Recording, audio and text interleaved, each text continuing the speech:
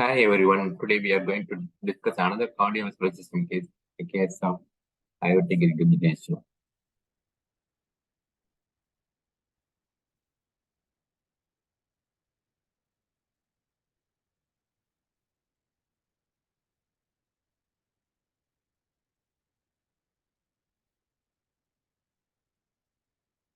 So aortic regurgitation. So in the diagnosis, we have to write whether patient having aortic regurgitation. What is the etiology? The common etiology is rheumatic, mostly rheumatic, and also I'm thinking of bicuspid valve also. And you have to tell whether patient is in cardiac failure or left heart failure. Like this is commonly patient will have left heart failure, as well as the late patient may develop congestive cardiac failure. Patient probably mostly they are living with sinus rhythm and without any symptoms is palpitation, because here the left ventricle gets hypertrophy. Left ventricle gets more and more volume, and so it gets hypertrophy, and so patient will have a chest pain due to pounding of heart against chest wall, angina pectoris. Patient will be there, chest pain will be there, palpitation will be there, and dyspnea, left heart failure may be there, and features of CCF, left heart failure like heart apnea, PND will be there, and CCF, rarely it will also may occur. So normally the in the general examination, you have to look at the pulse, mostly it will be regular, but the volume will be higher. You have to mention of the volume, large volume pulse, and it's collapsing pulse. We'll see the what are the peripheral signs that may be present in next slide. So large volume, collapsing pulse is the thing you should not forget to mention in the aortic regurgitation. And you always check the BP both in the upper limb and lower limb. So you have to do the BP in the upper limb, mostly cardiovascular system. If you have time, always check the BP both in the upper limb and the lower limb.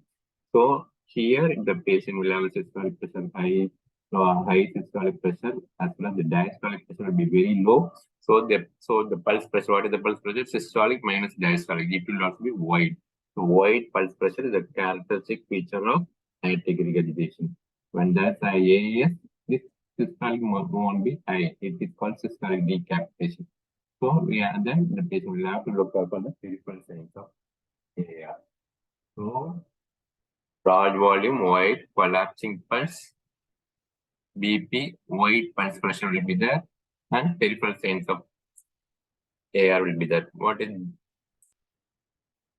two dyspharia? Well, there patient will have two systolic peaks. It's separated by a trough in case of AS with AR. It is commonly seen in the femoral and brachial artery rather than the carotid artery. But most of the other things, if you want to see the character, you have to look for carotids. But here it will be more prominent in brachial and femoral. So we can go into the peripheral signs. So we can go from head to foot. If you just remember in times of head to foot, you may not forget any signs. So whenever in the examination they ask what are the peripheral signs, just set. So demonstrate sign, the patient will have head nodding. So named after French poet, head nodding with carotid pulsation. So then in the forehead, the patient may have a alternate flushing and blanching. That's called lighthouse sign. Like as a head, where the forehead will be alternately flushing and blanching. It's called lighthouse sign. And pupil size may be alternating according to each cardiac cycle. Pupil size is called a Landolfi sign. Pupil size. Retinal artery pulsations can be seen with fundus ophthalmoscope.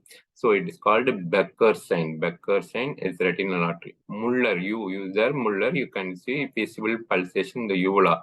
Ask the open mouth and you see the uvula. When there's a pulsation is seen, you can tell it is a Muller sign. So you have to always look in for all the peripheral signs when a case of AR is being given for you.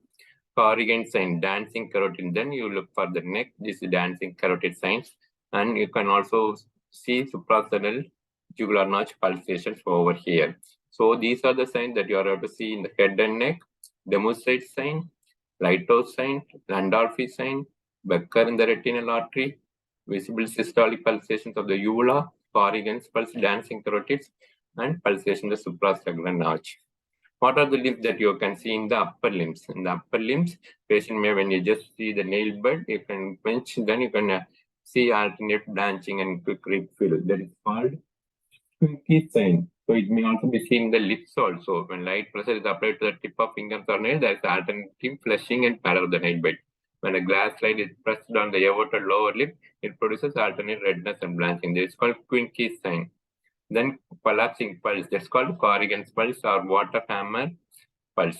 Actually, Corrigan sign is something different, and Corrigan pulse is Corrigan sign is dancing carotid in the neck. Corrigan's pulse is water or volume, high volume collapsing pulse, and it's also called water hammer pulse. So just palpate and just try to lift the arm. You can see the typical collapsing pulse of the AR. Also look at the medial side of the arm, lower arm. You can see locomotor brachialis. This is also important common sign. It also found in even in atherosclerosis also. Then you have to check, I have told already, blood pressure. You should check both upper limb and lower limb. So white pulse pressure will be seen even in certain patients. The correct one even may be heard up to 0 millimeter of mercury. So pulse pressure will be wide, it will be more than 60 millimeter of mercury. In abdomen, in the liver, pulsation is there. It you have to see it's called Rosenbach sign, and in the pulsation in the spleen is called Gergard sign. So liver and Gergard. What are the signs you have to look in the lower limb? So pistol shot sound. It's also called Trops sign. Just keep the stethoscope over the femoral artery. There you can hear a sound called pistol shot sound. That is called a Trop sign. And there will be when you will just approve the femoral artery proximally, you will have a systolic murmur. When you upload femoral artery distally, you will have a diastolic murmur.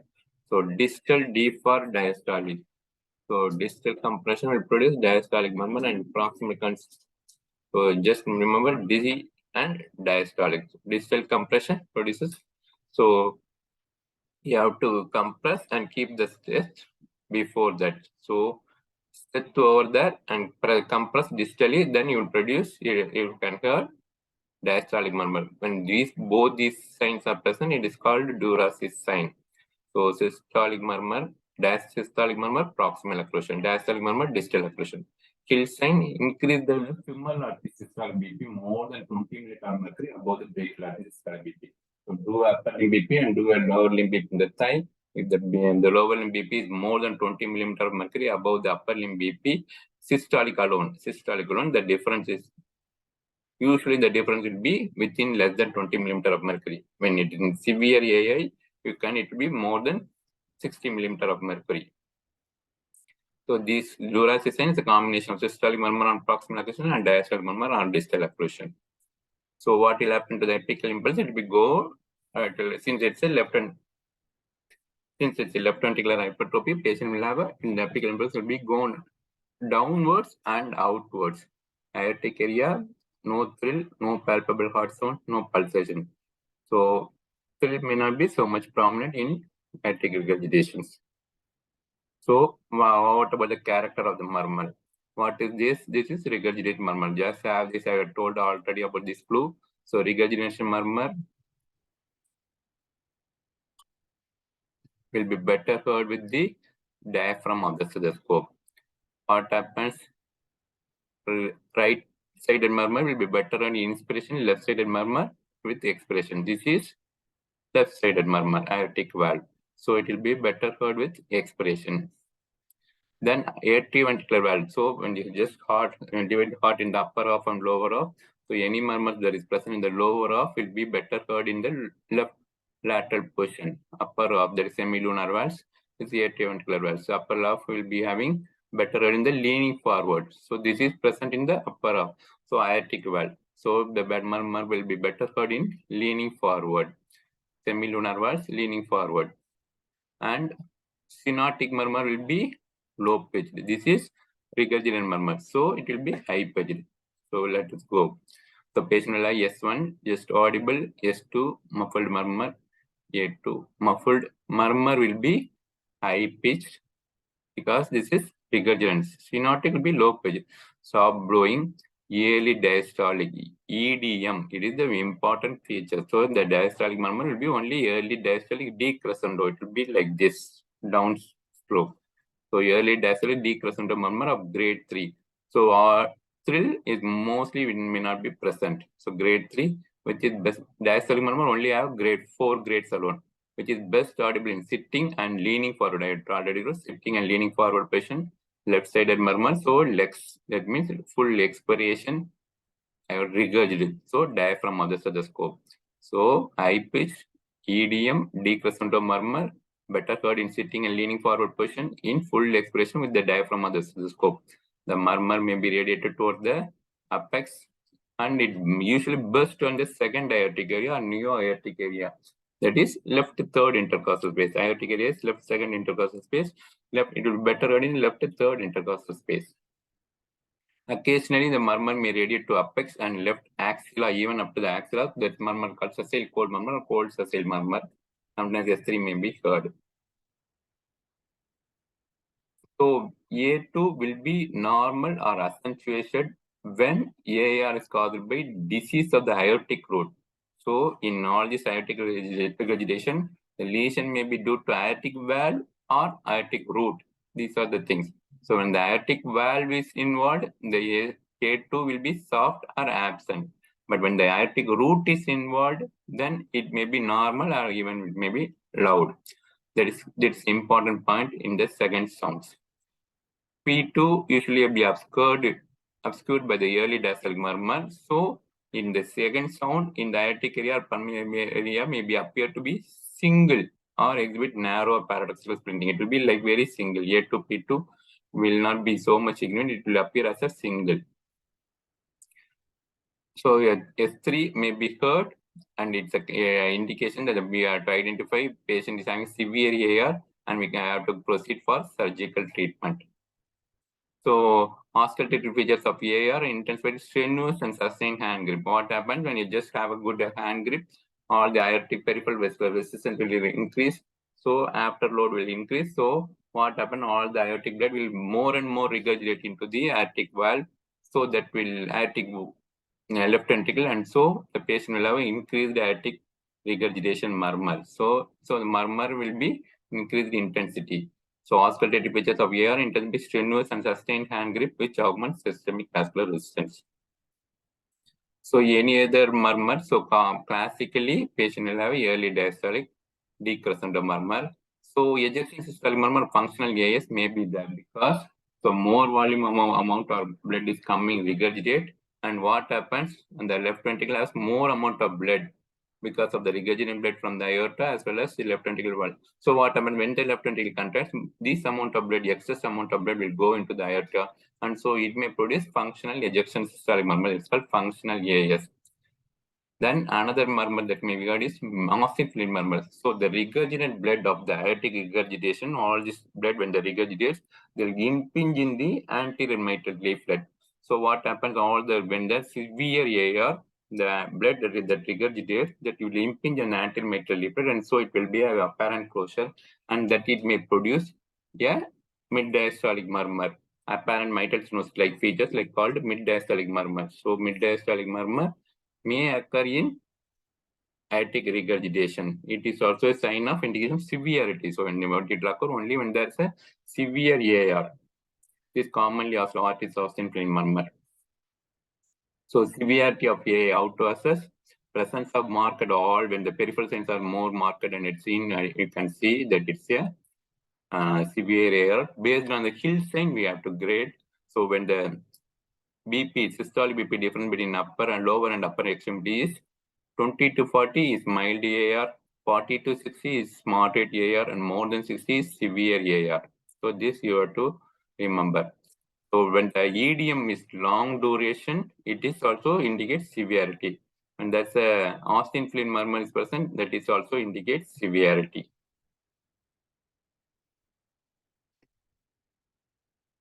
So what are the common etiology? So when you after finishing the diagnosis, you have to tell the etiology. Mostly it will be rheumatic. And other common causes are infective endocarditis, bicuspid aortic valve, atherosclerotic, Marfan syndrome. So you look for all the features of Marfan syndrome in examination, general examination, and also look for any syphilitic stigma, everything there, history of syphilis or history of any also so the genital region, and instead of any penicillin injections for these things, ankylosing spondylitis, rheumatoid arthritis, right? So all regurgitation lesions, when there's a regurgitation, you just think tell all this connective tissue diseases, rheumatoid arthritis, ankylosing spondylitis, Marfan syndrome as the important cause. These are the important cause. But here, the most important cause, rheumatic infected endocarditis, bicuspid aortic valve. These are the three important causes for aortic regurgitation. Now, what are the acute cause for aortic regurgitation? Acute AR, infective endocarditis, any trauma, aortic dissection in Marfan syndrome, the patient may have aneurysm or aortic dissection of aorta, or the patient may have acute aortic regurgitation, acute rheumatic fever rarely, and prostatic valve dysfunction. So these are the cause for acute regurgitation, infective endocarditis, trauma, aortic dissection. So these are the important cause for acute AR. So in AR, patient may have normal or low pressure certain times. That what does it indicate? When there is acute AR, the systolic wide pulse pressure may not be there. When there is associated AS will cause systolic decapitation. So systolic BP will be very much low. That at that time you may not have wide pulse pressure. Aortic regurgitation and congestive cardiac failure, so more blood pulls out in the peripheral system, and so patient may not have so much wide pulse pressure. And aortic stenosis associated systemic hypertension, the BP is high, so patient may not have so much wide pulse pressure. So these are the things in which aortic regurgitation is there, but the wide pulse pressure may not be wide. One is AS, one is acute AR, then as well as CCF, and hypertension. So what are the when you are telling the patient is a chronic AR or acute AR, certain signs we can tell we are going to tell it is an acute AR. So in acute AR, patient with acute ill symptomatics, patient has severe breathlessness, chest pain, they have left heart failure. Peripheral signs are absent. So when you are in the diagnosis, why you are telling it's a chronic ailment, all the peripheral signs are present. So I am telling chronic AR. When the peripheral signs are absent, is probably the patient may have acute AR. No cardiomegaly, so apical impulse may not be shifted down and outwards. Diastolic thrill may be present in majority of patients. S1 will be soft to absent. So soft early diastolic murmur. The murmur won't be so much long. It will be soft. But rheumatic AR, it will be young age group. Rheumatic fever will be, history of rheumatic fever will be there.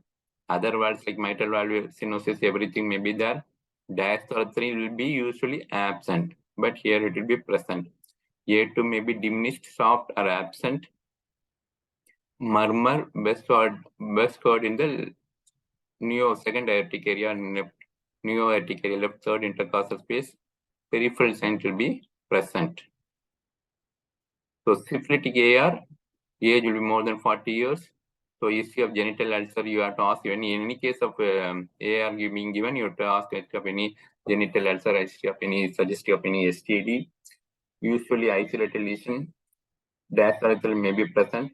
But the most important features that have been marked in the red, that's right parasternal heave. Left parasternal heave is due to RVH. But here the patient will have right parasternal heave. He will be present in the right side. A2 will be loud. Usually in aortic regurgitation, A2 will be soft or just absent. It will be loud in syphilitic AR.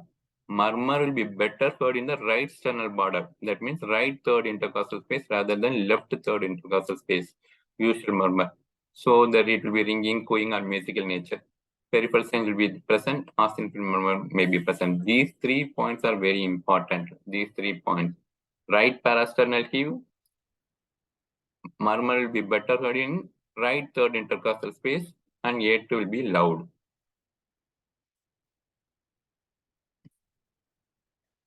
EDM better heard even in the right sternal border. Other DDs are syphilis, we told syphilis, Marfan syndrome, ankylosing spondylosis, because all these are occurring due to root dilatation of the aorta.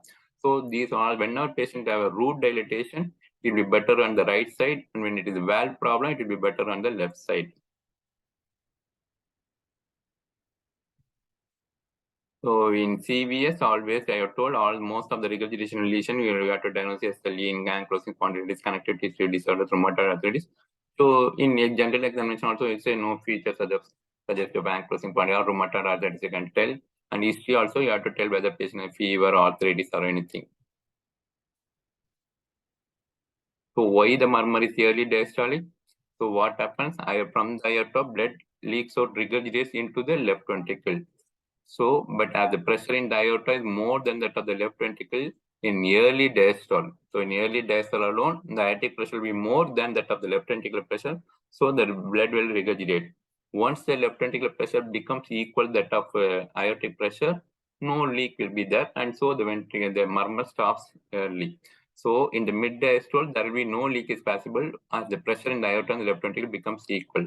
So the murmur will be present only in early diastolic and it won't be present in mid diastolic or late diastolic. But the longer the duration of murmur, severe the lesion.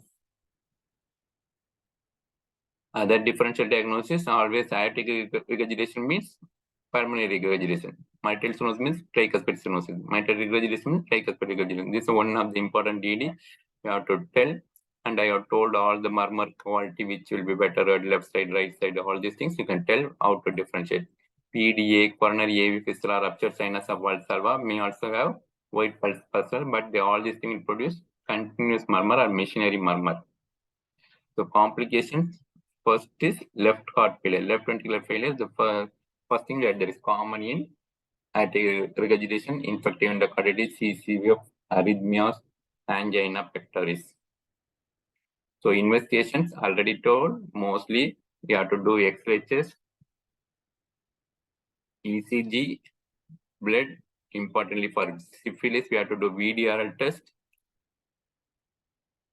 In ECG patient left ventricular hypertrophy, cardiomyopathy will be there.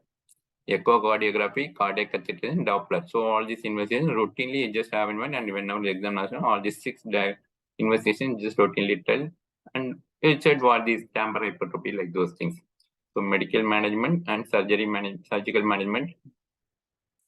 So you have to treat the acute cause also, rheumatic fever. We have to give rheumatic prophylaxis. Infective endocarditis, you have to treat them. Syphilitic hepatitis, you have to treat them with penicillin. Chronic AI with volume overload needs vasodilator therapy, nifedipine or AC inhibitor. So what happens when you just reduce the after load, or what will happen? So more blood may go outside, it may not regurgitate, and so patient will have less symptoms. Surgical is aortic valve replacement or aortic valve repair. So vasodilator therapy is indicated for long-term treatment who has severe AR and symptoms of LV dysfunction, but who are not candidates for surgery. So AR, patient LV dysfunction symptoms, but doesn't have cannot a candidate for surgery. We have to go for vasodilator therapy. That is medical management. So AC inhibitors, digoxin, diuretics, and salt precision and beta blockers may be certain times useful. Usually beta blockers is contraindicated in valvular AR. This things you are proved. So AC inhibitor or ARB may be useful. AC inhibitor or ARB. So this thing what murmur, regurgitation murmur in root disease, that is due to Marfan syndrome, syphilis we have discussed. It will be better on the right sternal border, that is called Harvey sign. That's a Harvey sign also for capillary pulsation, capillary filling, venous filling. That is also called Harvey sign. This is also called Harvey sign. So murmur better on the right sternal border in Marfan syndrome, in syphilis and ankylosing spondylitis due to root cause is called Harvey sign. So the duration of murmur correlates better with the severity than does the loudness of the murmur. So not the intensity, it is the duration. So surgical valve replacement, valve repair. These things you have to do. It's called the rule of 55. Rule of 55.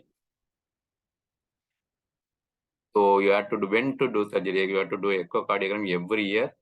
Aortic valve replacement is indicated when end systolic dimension is more than 55 millimeter and end systolic volume is more than 55 mmol per square meter, or ejection fraction is less than 55%.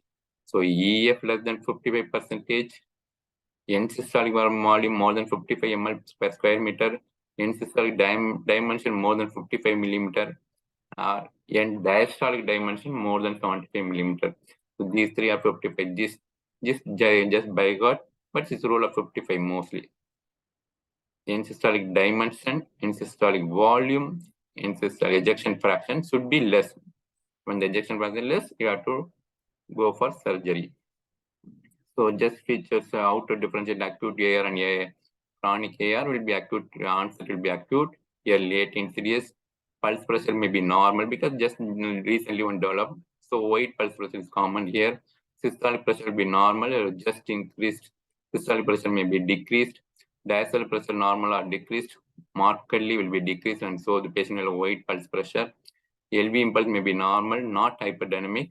But here, left ventricular hypertrophy will be there, and so epical will be shifted downwards. It will be hyperdynamic in character. On auscultation, S1 may be soft or absent. Here it may be normal in chronic AR. P2 normal or increased, it will be normal. S3 is common in acute AR, it's uncommon here. AR murmur short, medium, it will be long, high pitched in chronic AR.